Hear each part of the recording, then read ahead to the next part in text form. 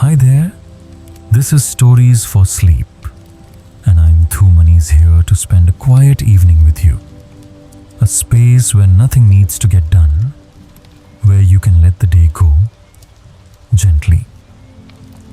Right now, just lie down as comfortably as you can. Let your hands rest beside you or gently over your belly. No need to adjust anything, just be. Take a slow breath in, hold it softly, then exhale easy and quiet. One more time. Inhale deeply. Feel the air cooling your chest and exhale like you're letting the day slip away. Now bring your attention to your forehead. If you're holding tension, let it go. Let your brow soften. Move down to your shoulders. Feel them sinking into the mattress. Relax your arms, hands, and fingertips. Let them feel light, like they're floating in warm water. Notice your chest and belly gently rising and falling, like a quiet boat rocking on still water. And now, know that there's nothing more you have to do. No one needs you to respond. No one is waiting. This moment is just for you and for a story told softly to help you rest. Whenever you're ready, we'll begin. A single falling leaf and an entire temple panics. Hey guys, tonight we're going to start with something so small, so ordinary, you'd never guess it could throw an entire temple into chaos. A single falling leaf. Yeah, you heard me. Not a fire, not a storm, not a dragon descending from the clouds. Just one paper-thin, gently twirling leaf. Picture it late afternoon, sunlight spilling across weathered stone cicadas, buzzing somewhere you can't see, the scent of warm cedar and tea drifting lazily through the air. You're walking through the courtyard and that leaf yellow, as old parchment, lets go of its branch and begins its quiet little tumble toward the ground. And yet, before it even lands, someone gasps. Then another voice calls out. A bell rings in the distance. Within minutes, monks are rushing about like someone just announced the end of the world. You're standing there frozen, thinking, it's just a leaf, right? But the way they're reacting, you're not so sure anymore. You might want to sit down for this one, because what you're about to hear might make you rethink how you've been looking at every small thing in your life. And if you think you can just brush it off, well, you might not survive here at all. So before you get comfortable, take a moment to like the video and subscribe, but only if you genuinely enjoy what I do here. Drop a comment with your location and what time it is right now. I always love seeing where and when you're listening. Now dim the lights, maybe turn on a fan for that soft background hum, and let's ease into tonight's journey together. It starts with a flicker in the corner of your eye. That drifting yellow speck dancing on the breeze, almost weightless. You think about how many leaves fall every day and how nobody notices. But this time, it's as if the air itself has taken a deep breath and is holding it waiting. From the far side of the courtyard, a young monk stops sweeping. His broom just hangs in the air, bristles hovering above the stone. His eyes follow the leaf as though it's the final clue in a mystery he's been chasing for years. A second monk spots it and his lips press into a thin, worried line. He scurries off toward the bell tower, sandals slapping against the worn floorboards. Moments later, A low resonant clang rolls across the temple grounds, bouncing off the mountains like a distant thunder. And here's where it gets strange. You expect maybe a few curious faces to appear. Instead, doors slide open everywhere. Sandals shuffle, robes swish. Monks pour out from meditation halls, kitchen doorways, and even the laundry lines, all heading toward the courtyard with an urgency that makes your heart beat faster. You catch snippets of whispers, words like omen and sign. Someone mutters it's too early in the season. Another says it means change is coming. You don't know if they're right or if they're just overreacting in the most monk-like way possible. The leaf, meanwhile, just keeps spinning lazily down, utterly unaware of the spiritual scandal it's causing. By the time it lands, there's a semicircle of shaved heads and furrowed brows gathered around the spot. Nobody touches it. Nobody even breathes too loud. You feel the tension pooling like still water, and for a second you wonder if maybe you've stepped into some hidden ritual that outsiders aren't meant to see. A sparrow hops nearby, tilting its head at the scene, clearly unimpressed. Somewhere, a kettle whistles from the kitchen, ignored. You're about to lean in closer when you hear the slow, steady rhythm of footsteps approaching, the kind of footsteps that make people instinctively straighten their spines. The abbot is coming, and from the way the monks part like a tide to let him through, you know this isn't going to be just another casual afternoon. The moment the abbot's sandals touched the courtyard stones, the murmurs quieted into something closer to held breath. He didn't speak right away. He just stood there, looking down at the leaf like it had walked into the temple and demanded an audience. Around you, the monks exchanged quick glances. Then, like a gust of wind sweeping through the place, activity erupted. Two novices hurried toward the garden shed, returning with bamboo poles. Another monk sprinted toward the kitchen, yelling for hot water. Someone else dashed into the meditation hall to fetch a long, narrow scroll. It was like watching a perfectly choreographed emergency drill, except no one had told you what the emergency was. One monk began sketching on the ground with the end of his broom, drawing circles and lines around the leaf as though it were a crime scene. Another fetched a small lacquered box, holding it open in case what they planned to store the leaf, put it under glass, build a shrine. And then the chanting began. Soft at first, like a murmur under your skin, but quickly growing into a low, rhythmic pulse that seemed to make the air thicken. You half expected someone to faint, or for the ground to split open and swallow the leaf whole.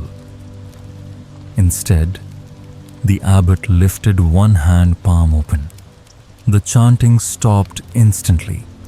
He didn't bend down. He didn't touch the leaf. He simply looked at it for a moment longer, then turned to the monks and nodded. That single nod sent them scattering again, one to bring tea, another to roll out a mat, and two to station themselves at the temple gate, as though guarding against an invisible threat. You wanted to ask what on earth was happening, but there was a certain momentum to the moment, a wave you felt you'd better not interrupt.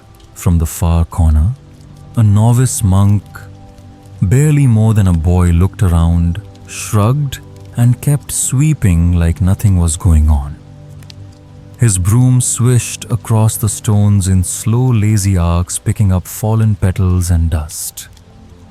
Every so often he stifled a yawn. It was almost funny how out of place he seemed in the middle of what looked like full-blown spiritual crisis management.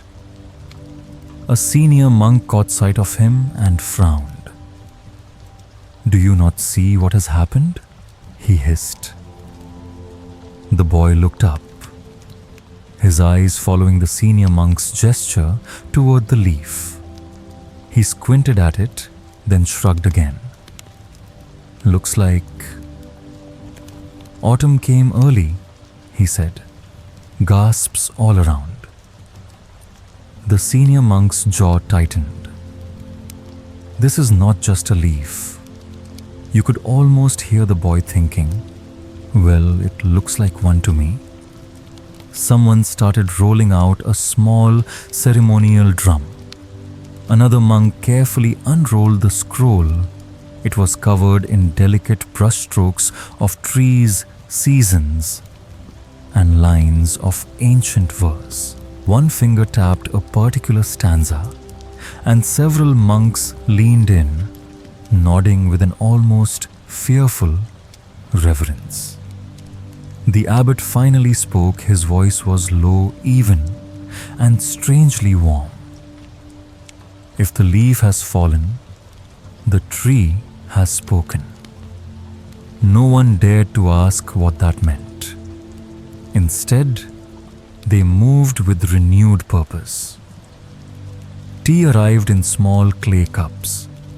The bamboo poles were set like markers, keeping anyone from stepping too close. Somewhere in the chaos, you found yourself wondering, what kind of life do you have to live for a leaf to cause this much trouble? And then more quietly, what if you've been missing the signs in your own life because you've been too quick to call them nothing? A breeze shifted. The leaf trembled. A few monks tensed like soldiers waiting for a signal. The abbot only closed his eyes. The novice's broom kept tracing slow arcs across the courtyard stones, the swish of bristles almost taunting in its indifference. Everyone else moved like the temple's survival depended on swift action, but he just swept. You watched as he leaned his broom against the wall, stretched like a cat, and wandered toward a sun-warmed patch by the bell tower.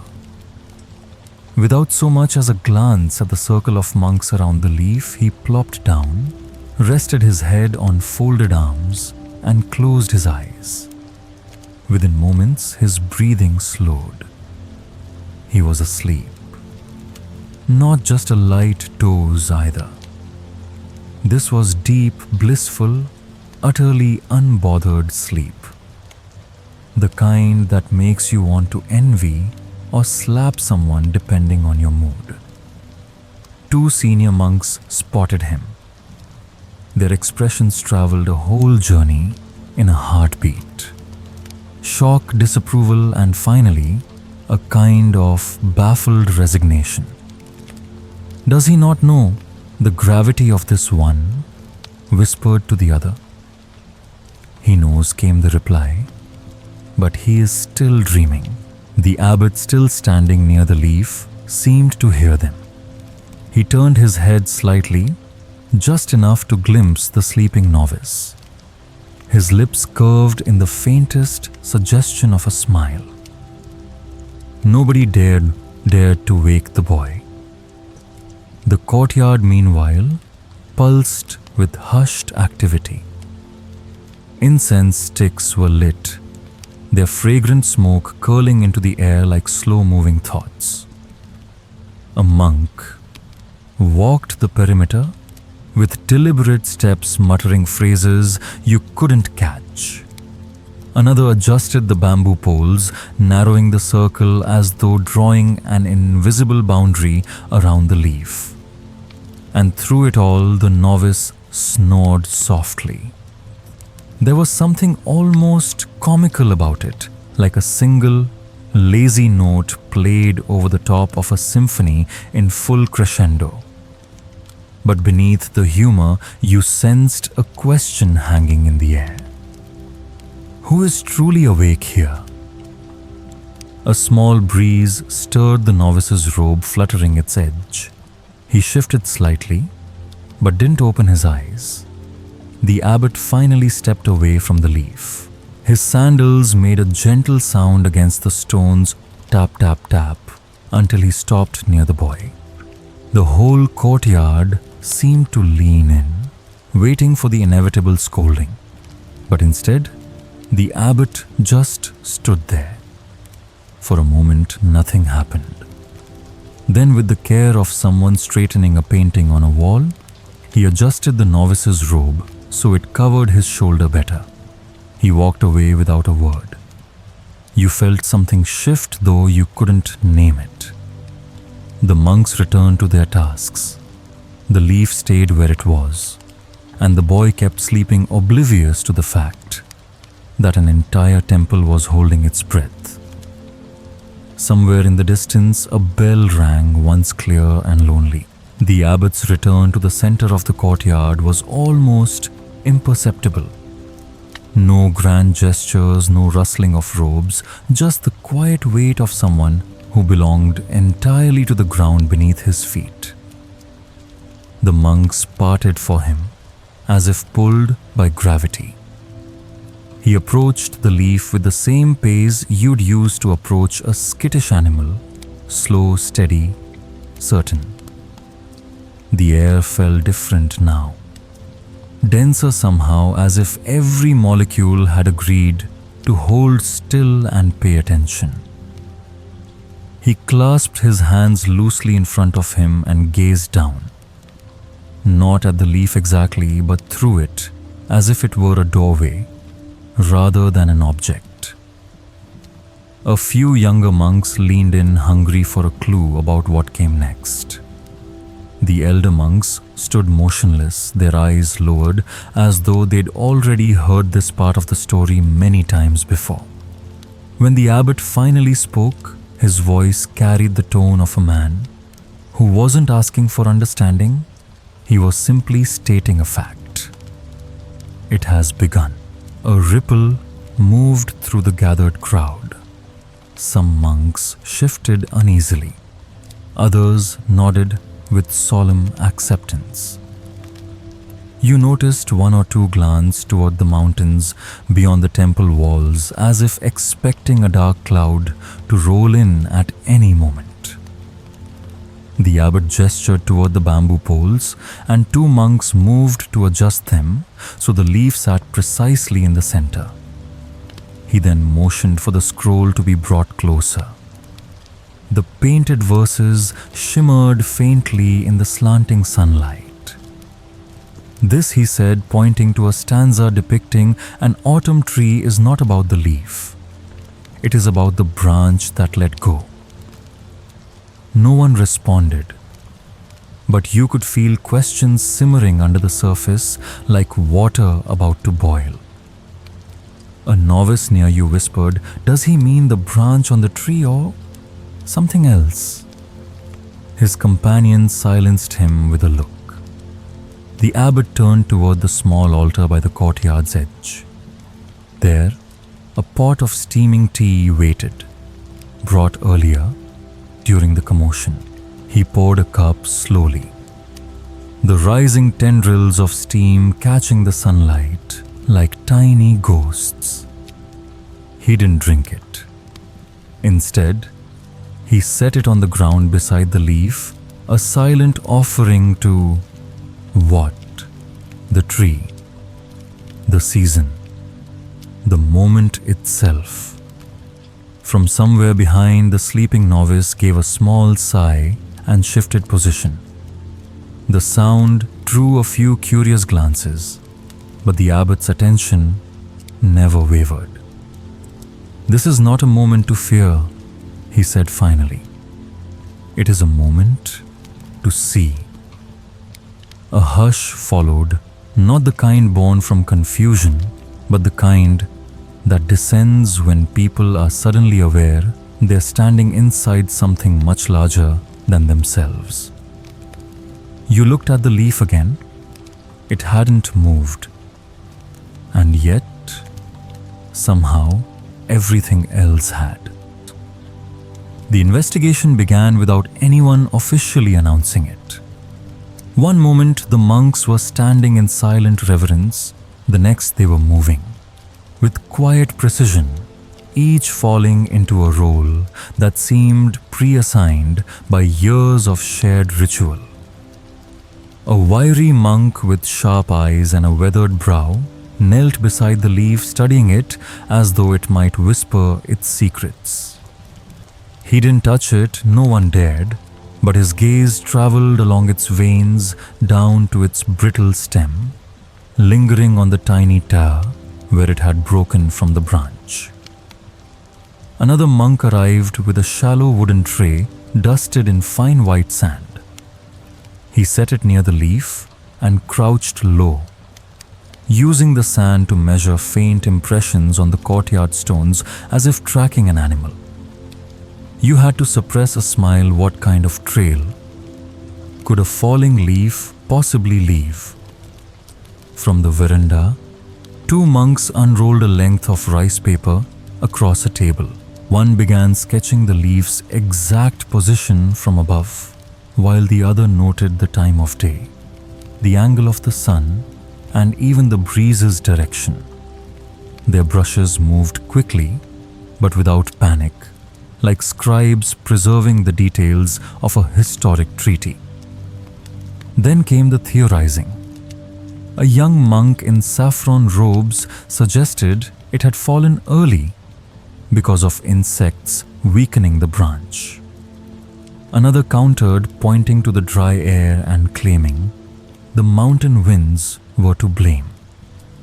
A third insisted it was a sign recalling a verse from the monastery's oldest records: when the branch releases before its time, the world shifts before the moon's third turn.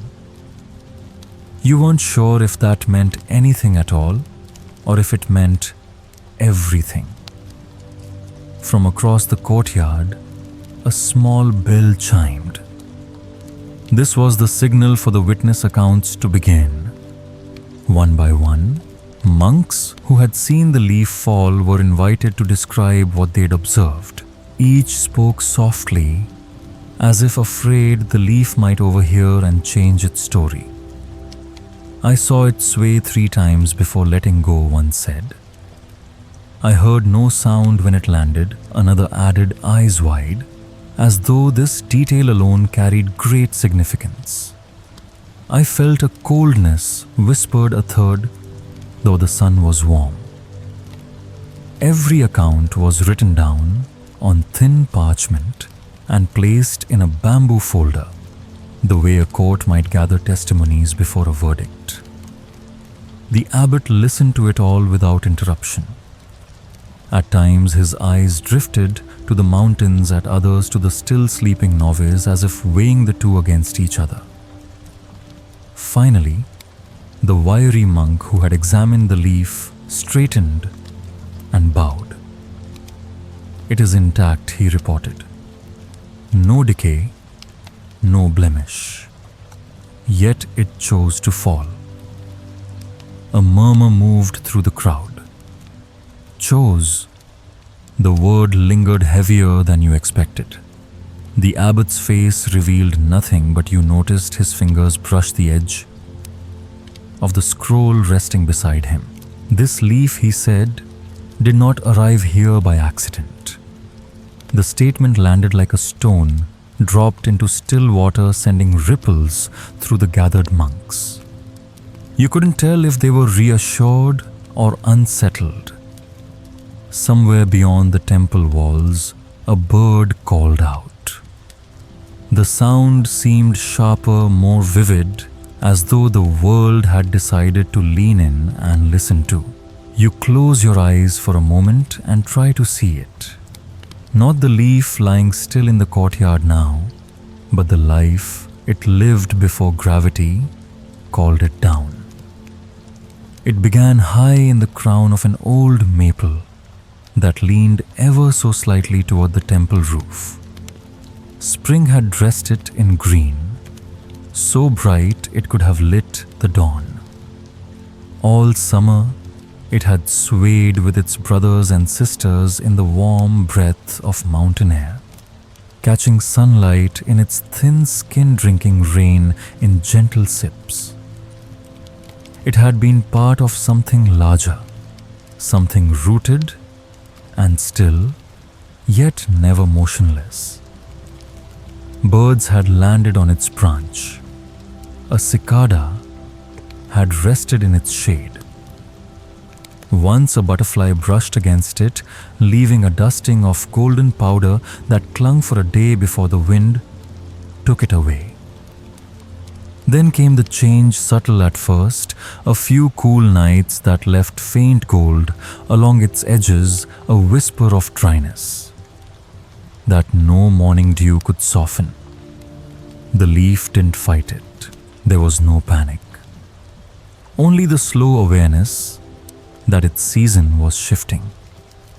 One night, as the temple slept, a fox passed beneath the tree, its paws whispering across the earth. The leaf stirred slightly, as if acknowledging the traveler. The wind followed, soon after, cooler, carrying scents of pine and something distant, like the promise of snow. By morning, its green had deepened into a mellow gold. It still clung to the branch, but the bond had loosened. The day it fell, the sky had been clear, the air almost too still. The monks were inside, the novice was sweeping, and you were somewhere between thought and no thought. Then a breeze light as a breath moved through the courtyard. The branch swayed once, twice, and let go. The leaf drifted in a slow spiral, not in a hurry to meet the ground. Each turn caught a flash of sun, a glint of the temple roof tiles, a glimpse of the mossy stones below. It passed within reach of the novice's broom, but he was looking the other way. A sparrow darted past, and for a heartbeat, it seemed the bird might carry the leaf elsewhere. But no, the air cradled it, guiding it to the exact center of the courtyard where the first gasp was heard. And here it lay, not broken, not torn, just finished. The abbot's voice pulled you back to the present. Every ending, he said, is a journey arriving. A few monks lowered their heads in silent agreement. Others frowned as if unsure whether they'd just heard the conclusion to a mystery or the beginning of a greater one. Somewhere near the temple gate, a child's laughter rang out. It felt oddly out of place, light, untamed, and unbothered by the weight everyone else carried. The sound of that laughter tugged every head toward the temple gate. Standing there, framed by the wooden posts and late afternoon light, was a little girl, barefoot, hair loose and wind-tangled, clutching something in her small hands. A gatekeeper monk, clearly unsure of protocol for unexpected children, during a leaf-related emergency, hesitated before stepping aside. The girl walked in like she had been here 100 times, eyes darting over the gathered monks, the bamboo poles, and finally, the leaf itself. She giggled again. "You're all standing around for that?" A ripple of discomfort moved through the crowd. A few monks exchanged glances. One cleared his throat in quiet reprimand, but the abbot didn't speak. He simply watched her, his face as unreadable as the mountain in winter. The girl knelt down outside the bamboo poles and tilted her head at the leaf. "It's from my tree," she said matter-of-factly. "I was playing by the garden wall and saw it fall." A murmur rose, low, uneasy. The wiry investigator monk frowned deeply. "Your tree?" She nodded. "The one just outside the west wall. My grandma planted it before I was born." One of the elder monks stepped forward. "Child, do you understand what this leaf means?" She shrugged. "It means the branch was tired." Silence. Her words, so plain and free of ceremony, seemed to land heavier than any scroll verse or measured testimony. The abbot's eyes softened, and for the briefest second, the corner of his mouth lifted just enough for you to wonder if the little girl had given the only explanation that mattered. Still, the formality of the investigation clung to the air. The wiry monk scribbled her statement onto a piece of parchment as though filing evidence. Another monk whispered to the abbot, who only shook his head gently, signaling that no further questioning was needed. The girl, apparently satisfied with her role in the event, stood up and began wandering toward the tea table. A few monks stiffened at her casualness, but no one stopped her. She poured herself a small cup, mimicking the abbot's earlier movements, and sipped with the unhurried confidence of someone far too young to worry about consequences. From the corner of the courtyard, the novice stirred from his nap, blinking at the sight of her. He gave her a slow wave, and she grinned in return. "Why is everyone so serious?" she asked him. "They think the leaf is important," he replied, rubbing his eyes. She took another sip. "Maybe it is, maybe it isn't, but I like it better in the air." The girl's last words seemed to hover above the courtyard, like the leaf had earlier suspended, weightless, impossible to ignore. No one rushed to reply. No chants, no bells, no scratching of brush on paper. The monks simply stopped. It was as if her sentence had pressed an invisible pause button on the entire temple. Even the breeze held back, reluctant to disturb what had just settled over them. The abbot closed his eyes. The wiry monk's hands went still over his parchment. Somewhere in the shadows beneath the eaves, a sparrow tucked its head under a wing and grew still. You could hear your own breathing now, slow and deliberate, matching the rhythm of the silence. It wasn't the strained silence of people afraid to speak.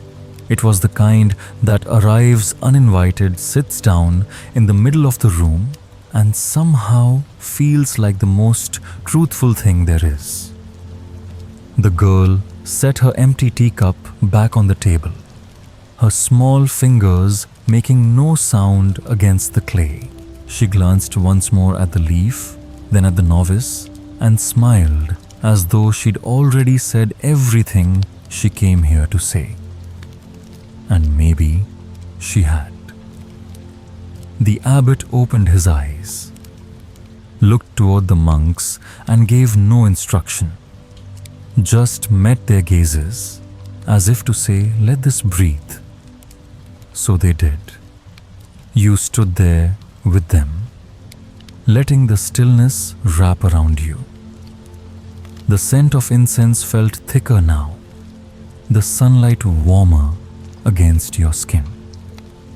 It was strange nothing had been resolved, no grand answer had been given, and yet, in that moment, it felt like nothing was missing either. The novice stretched, sat up straighter, and for the first time all day, didn't look like he was in a hurry to go back to sleep. The leaf didn't move, neither did anyone else. It was only after a long while, long enough for your mind to wander and return again, that the abbot turned the soft rustle of his robe, releasing the courtyard from its spell. The abbot stepped forward, his sandals whispering against the stones. He stopped just inside the ring of bamboo poles, his gaze resting on the leaf as if greeting an old friend.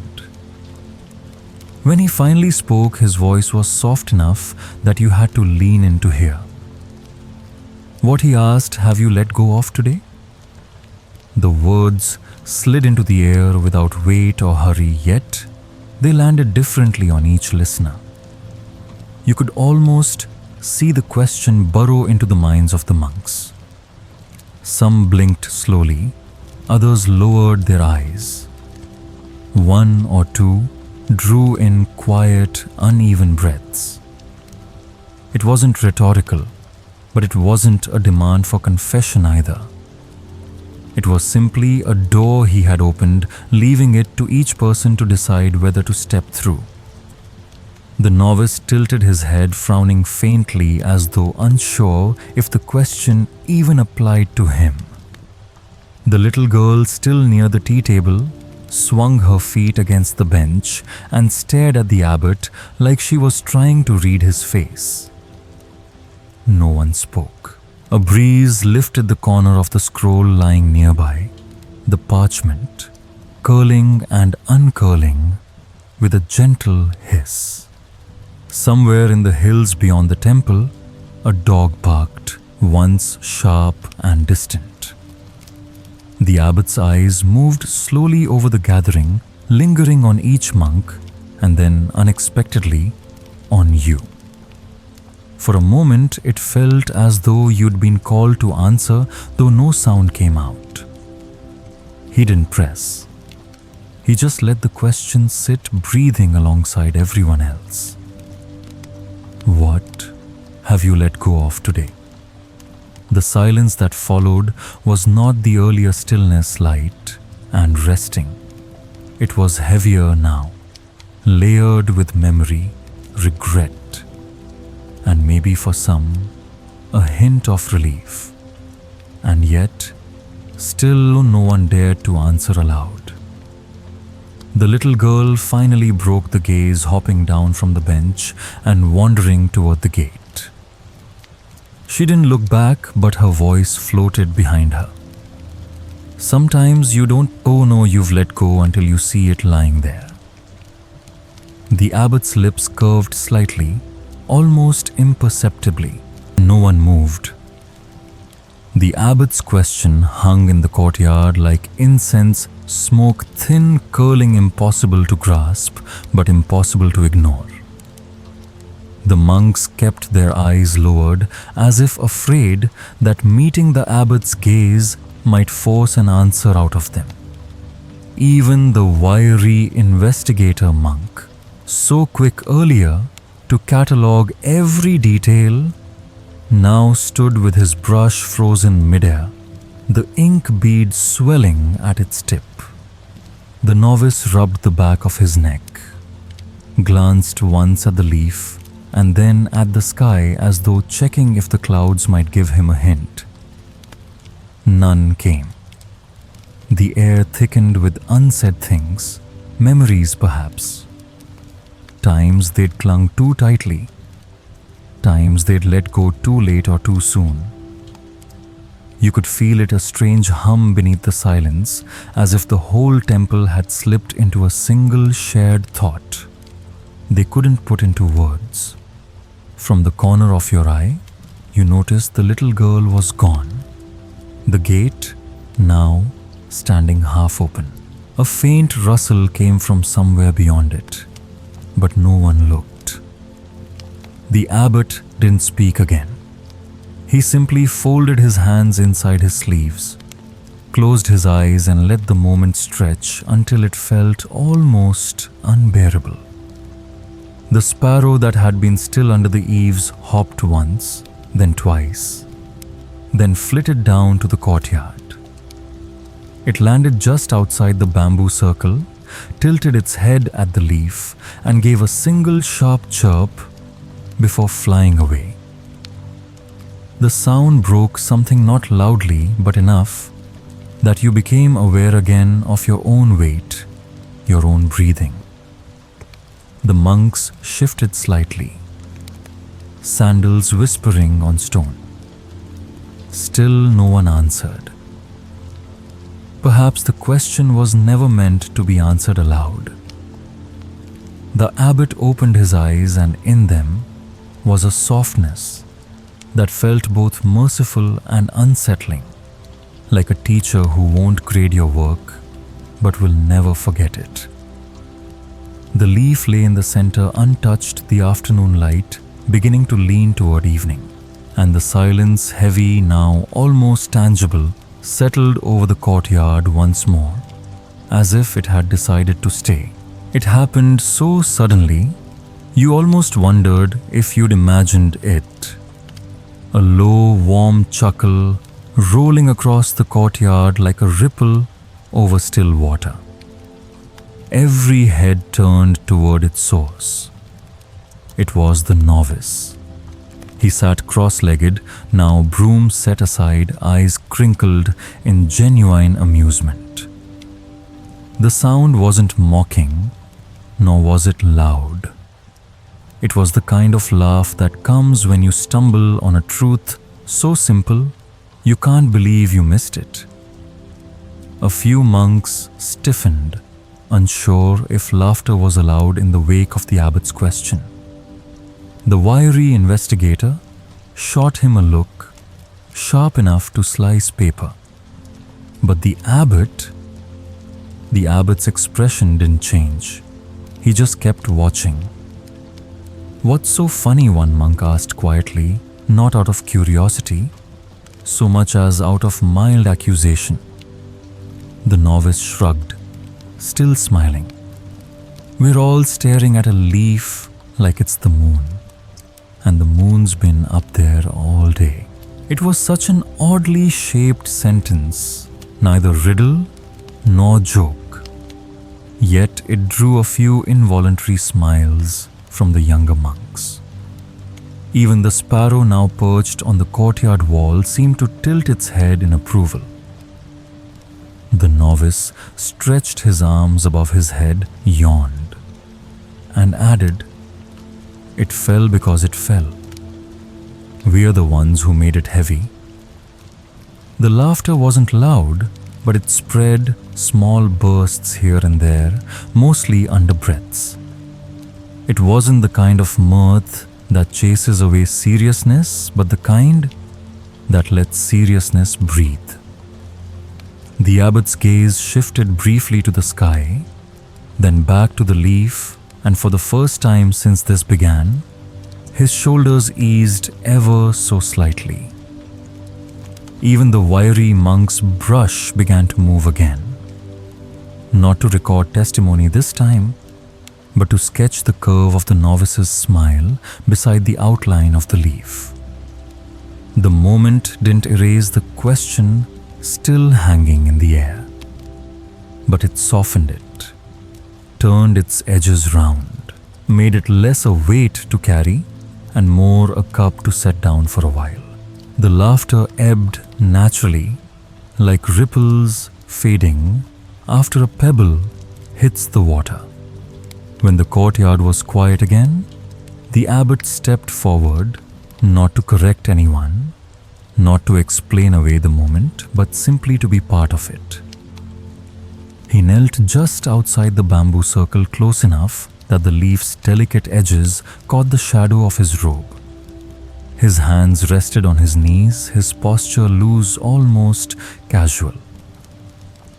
"You've all heard many teachings," he said, his voice steady but softer than before.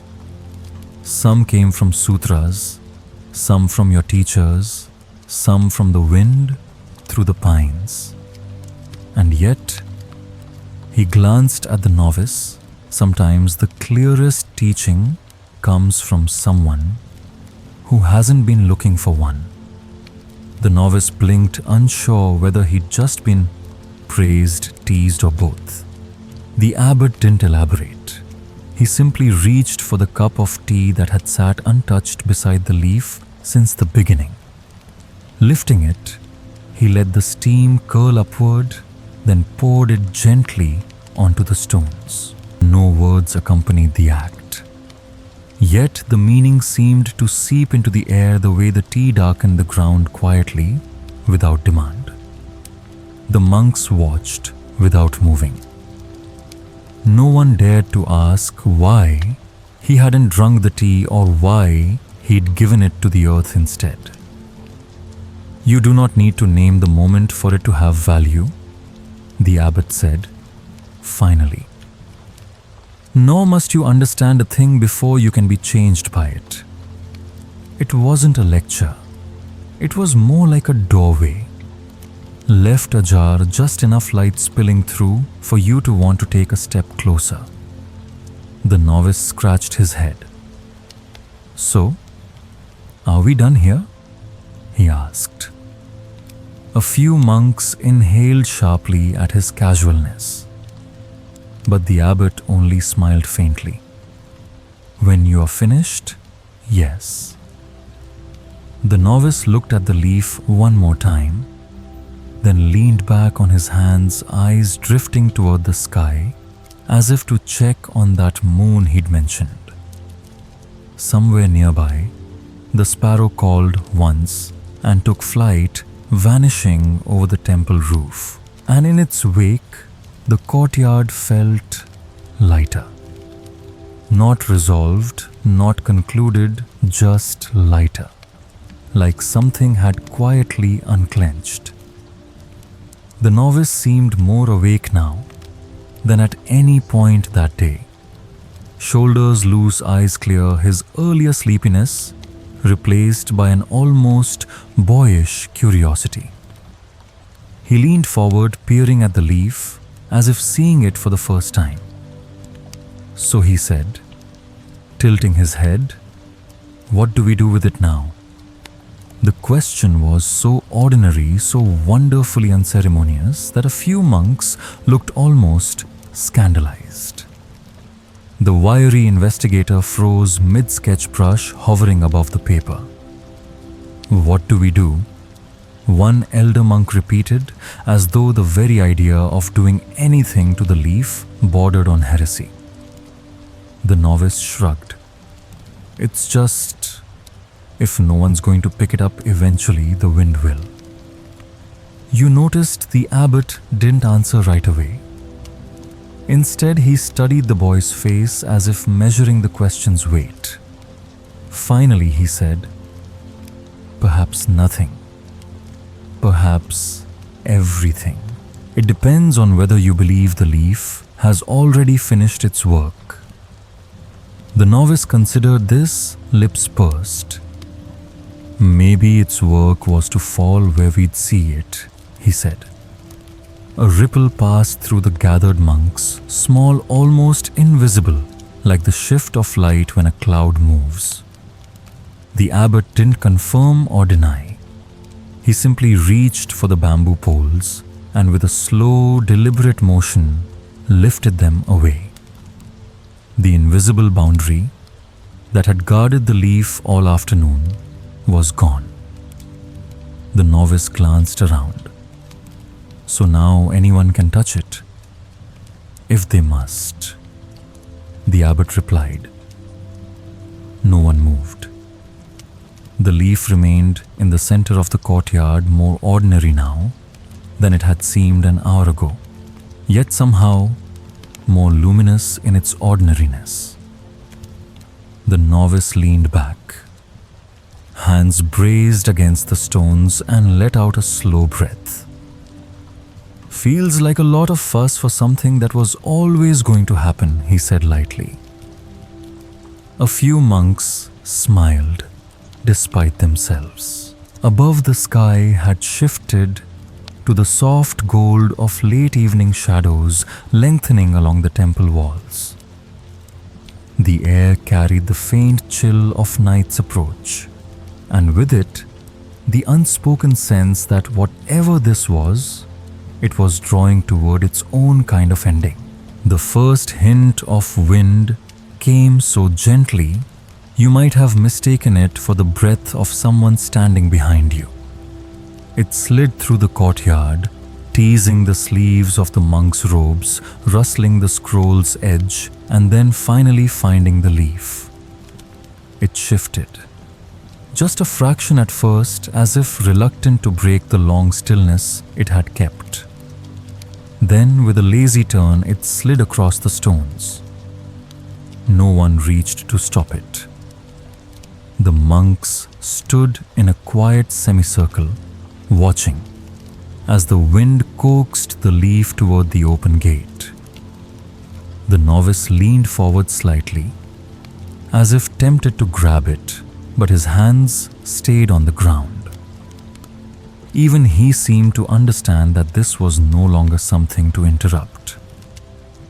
The leaf paused once near the threshold, caught in a small eddy of air, spinning in place like it couldn't quite decide which way to go. Then the breeze gathered itself and carried it beyond the gate out of sight. The abbot let out a breath so soft you might have missed it if the courtyard hadn't been so silent. He turned toward the monks and bowed, not deeply, just enough to mark that whatever had begun earlier in the day had now concluded. Some monks bowed back. Others simply lowered their heads. The wiry investigator rolled up his parchment, tied it neatly with a cord, and tucked it away, as if filing it into the great, unseen archive of the temple. The novice tilted his face toward the empty space where the leaf had been. Guess it knew where it wanted to go after all, he said. No one answered. The abbot began to walk toward the inner hall, his pace unhurried.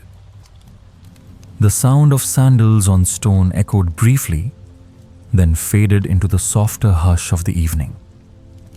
The courtyard, now bare in its center, seemed larger, somehow emptier, but not lonely.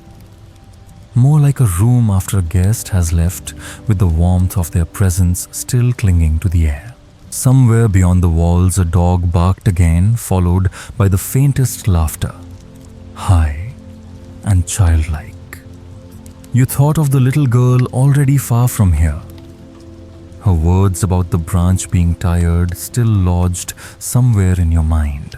The abbot paused at the edge of the veranda, half in shadow, half in the fading gold of evening.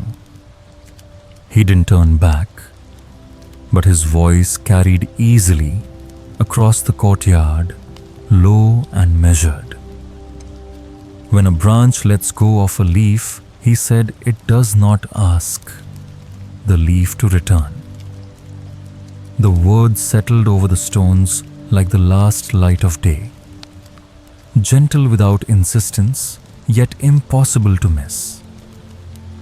A few monks closed their eyes as if tucking the line away somewhere private.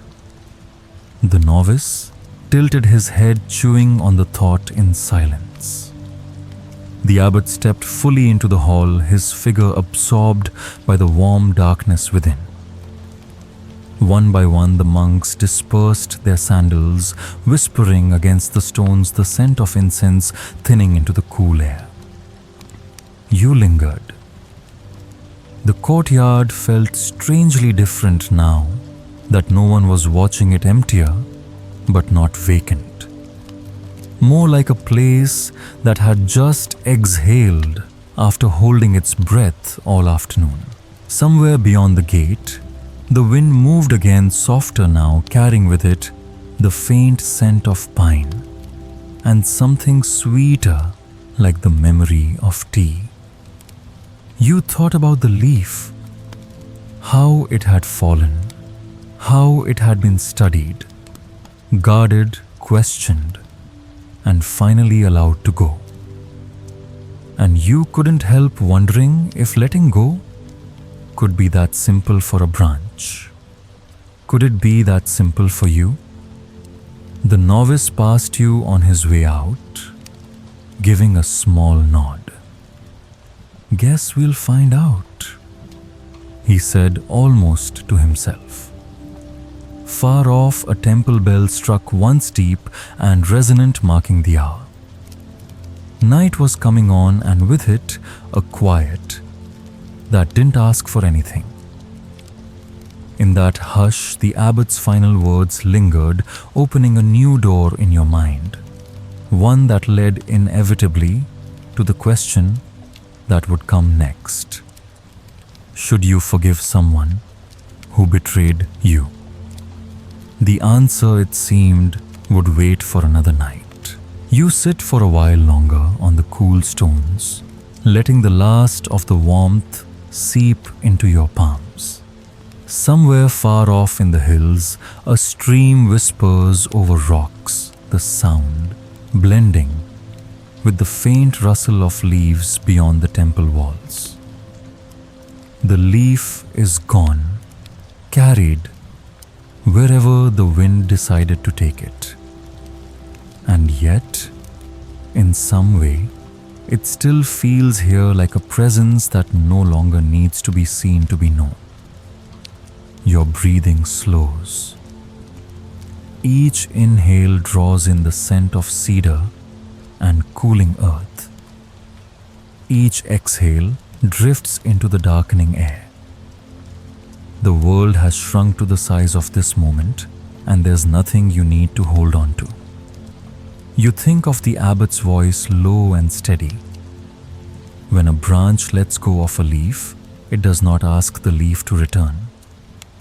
The line turns over in your mind, unhurried, like a stone, smoothed by water. Maybe it was never about the leaf. Maybe it was always about the quiet. After it's gone, the space it leaves behind, and what can grow there. A bell sounds in the distance, one slow lingering note that fades into the hush. Your eyelids grow heavier. The courtyard blurs. The edges of the world soften. Tomorrow night, another question will wait for you. A different kind of falling. A different kind of letting go. The answer from Buddhist teachings in Zen Buddhism. Should you forgive someone who betrayed you? But for now, just rest. Let the wind carry what it will. And sleep. End of script. Sweet dreams.